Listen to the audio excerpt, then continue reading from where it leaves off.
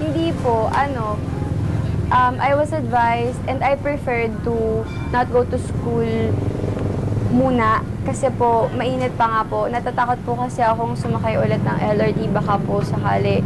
Baka po kasi may bumato or something. Baka po magalit yung mga tao, baka makilala po nila ako dahil dun sa video. Pero hindi po totoo na na-expel ako. Paula, in the spirit of fairness, dahil nakunan na namin ng pahayag yung naka-enkwentro mo na security guard. So, bibigyan ka namin ng pagkakataon kung paano mo sasabihin sa amin yung talagang nangyari sa yung bersyon nung araw na yon at yung mga nangyari before pa nakuhanan ng camera yung insidente. Yun nga po kaya nga po nagpa-interview ako sa inyo so that I get the chance to explain po talaga yung nangyari nung Tuesday bago mag 2 p.m. po. So, papasok po ako ng LRT station, merong x-ray machine, may guard po doon sa x-ray machine, tapos doon po pagpasok sa parang arc, meron din pong guard. Tapos, nakita ko po kasi yung guard doon sa may parang arc, nakita ko po siya na sumisenyas na pumasok.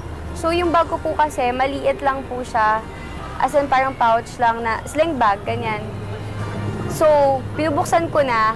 Tapos, papasok ko. Narinig ko yung lady guard dun sa may x-ray machine. Sabi niya, "Miss, pakalagay yung bag mo sa machine." Ganun po yung tono.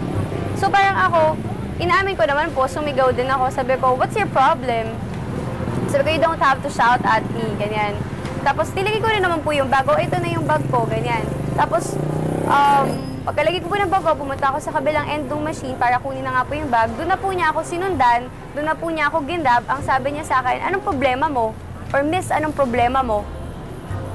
Parang ako, "You are my problem." Tapos, yun nga po, doon niya ako ginrab. After niya pala akong sabihan na, "Miss, anong problema mo?" Sinundan niya ako. Tapos, nandun ako sa end ng machine, kinukuha ko po yung bag ko. Bigla na po niya akong ginrab. Pumunta daw po kami sa office nila. Pagkatapos po niya sabihin yun, bumalik siya dun sa pwesto niya talaga. Sinundan ko po siya. Sabi ko, "Tara, let's go to your office. Let's go to your office." Tapos hinawakan ko po siya. Sabi ko, "Diba this is what you did to me?" Tapos, pumasok na kami, dumating na yung supervisor niya. Tapos sabi nung supervisor, "Ma'am, ano po ba nangyayari?" Ganyan. Tapos, nandun na yung supervisor, yung lady guard po, biglang maamo na po yung mukha niya. Tapos sabi niya sa akin, "Ma'am, hindi ko po kayo sinisigawan. Ma'am, hindi ko po kayo hinablot." Doon po ako lalong nagalit kasi sabi ko, yun na, doon na po yung lumabas yung, "So you're making me look like I'm a liar," ganyan-ganyan. Tapos, sabi niya po, "Hindi ko po kayo sinigawan," ganyan-ganyan. Sabi ko, now I'm the bad person and ikaw yung kawawa dito sa sitwasyon na to." Tapos ang sabi po nung supervisor niya, and I quote, "Magsusorry ka o tatanggalin ka." So nagsusorry po siya, pero nagsusorry siya na parang sarcastic po. Sabi niya, "O di sorry na lang po, o di sorry po," ganun. So parang doon ko sinasabi na nakita rin po talaga sa video na you're apologizing to me? Is that how you say sorry? You're apologizing to me in that manner? Ganyan-ganyan. Tapos, habang nagsasalita po ako, hindi po nakikita sa video. Yun po kasi yung gusto kong i-clarify talaga. Nakita lang po sa video yung facial expression ko, na galit ako. Pero hindi po nakita ng buong Pilipinas, ng lahat ng tao, pati sa ibang parte ng mundo, na yung lady guard, habang kausap ko siya, ngumingiting aso po siya sa akin. Tapos kung paano po siya mag-sorry sa akin. Na yun nga po yung nagagalit ako kasi bakit ngayon ang lumaluma na yung mga nagsalita? Tapos doon na po, nag-freak out na ako, ganyan. Inaamin ko naman po talaga na sabi ko sa kanya, "I'm really pissed, sorry." De, Paula, meron din kasi mga kumakalat, ito naririnig natin doon sa social networking sites na yung bersyon na sinasabi na ang hinihiling mo sa kanya ay lumuhod para mag-sorry sa'yo. So, maaari ba namin, sabi ng lady guard, so we want you to give us your, yung version mo na kung totoo ba to o hindi. Ayun po, gusto ko pong ding linawin yun. Kasi parang sino ba naman po ako para magpaluhod ng tao, 'di ba? Parang mukha lang po kung yagit dun sa LRT, tas magpapaluhod ako ng tao. Ang sabi ko po sa kanya, inaamin ko naman po, sabi ko, I want you to apologize to me in front of everybody doon sa LRT. But never ko pong sinabi na lumuhod siya sa harapan ko. At never ko rin po siyang siniko. Ako po yung nagkaroon ng bruise and I can prove it to you. Meron pa pong bruise mark dun sa after niya po kong hablutin. Pero never ko po siyang siniko.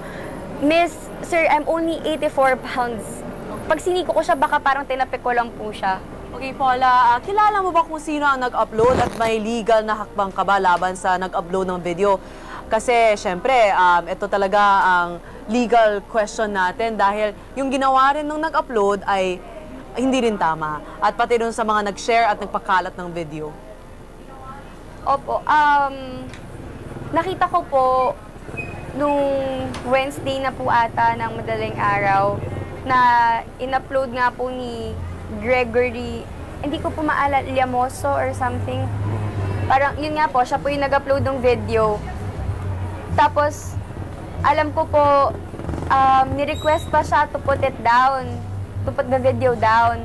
Pero ang sabi niya po, hindi niya po ilalabas sa media, pero hindi niya po tatanggalin yung video. Sabi niya po, na-irita lang ata siya dahil narinig niya ako nag-i-English sa Santolan Station, na nag-freak out ako, nagsisigaw ako. Kaya daw niya po in-upload yung video. I mean, kung hindi niya po gustong mag-cause ng harm sa akin, sa buhay ko, bakit niya i-upload yung isang video na kulang-kulang naman po in the first place? Paula, linawin ko lang yung itong mga huli mong mensahe, no? O yung huli mong mga statement. Sino yung tao na lumapit doon sa nag-upload o nakipag-usap via internet sa kanya? Ikaw ba o parte ng circle mo? Sorry po, hindi ko po narinig. Paula, yung bang nakipag-communicate doon sa nag-upload ng video, ikaw ba yan o yung mga tao lang sa paligid mo? From my school po, actually student council.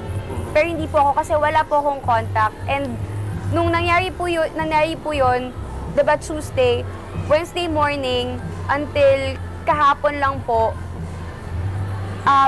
I shut down everything. My Facebook, my Twitter.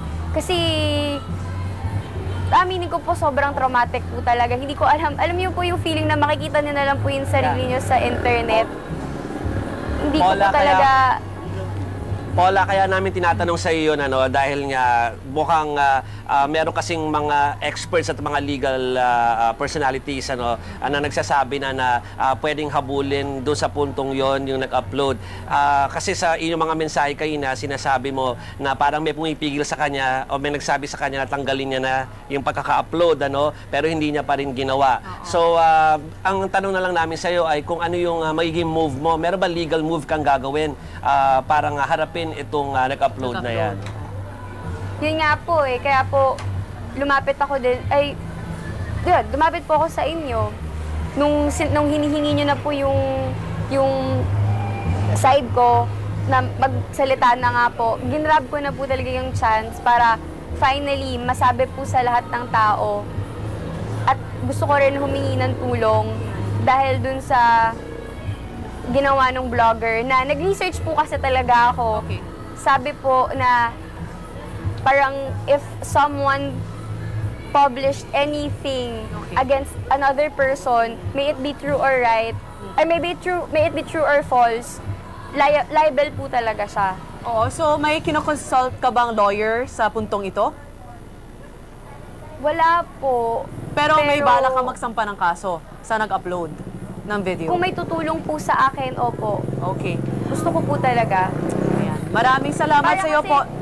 Yes, Paula. Go ahead. Para po kasi Grace, maging lesson na rin po to dun sa mga irresponsible vloggers, irresponsible na nag-upload ng videos, Siya na lang. na hindi porket nakakita kayo ng isang video, nairita kayo, or nakakatawa, or nagalit kayo dun sa ginawang act nung isang tao, i-upload nyo na without uploading what happened prior to what was taken dun po sa video. Pero Paula, no, syempre, hindi rin natin maikakaila na talaga namang may mga nakitang hindi maganda yung mga mamamayan doon sa mga naging actions mo doon sa video. So siguro ito yung pagkakataon para siguro ipaliwanag mo sa kanila kung were you having a very bad day at biglang nangyari yan? O kaya ay meron ka bang pinagsisisihan na nagkaroon ka ng ganong mga actuations? Inaamin ko naman po and pinagsisisihan ko naman po na ganun yung inasal ko in public. Alam ko naman po mali, hindi ko naman po talaga i-deny yun. Ganun po akong klase ng tao. Pag alam kong mali po ako, aaminin ko po. Pero kapag alam ko po na nasa tama rin ako, ipaglalaban ko rin naman po yun. Pasensya na kung na ganun po yung naging asal ko, na nagwala ako in public, ganyan. Pero na-trigger lang naman po talaga ako dahil nasaktan po ako nung Lady Guard. Tapos, pero I don't think naman po I deserve all of this, na umabot pa po trending worldwide, na binabash nila ako on Twitter, on Facebook, hindi naman po ako nanakit ng tao, hindi naman po ako nagmura dun sa video, galit na galit lang po talaga ako, inaamin ko naman yun. Pero wala po akong sinaktan, wala po akong minura. Sana naman po, maging open-minded tayo. Kasi ako, aminado ako, nakakakita ako ng mga video sa ganyan. Pero hindi ako basta-basta nag-iiwan ng comment.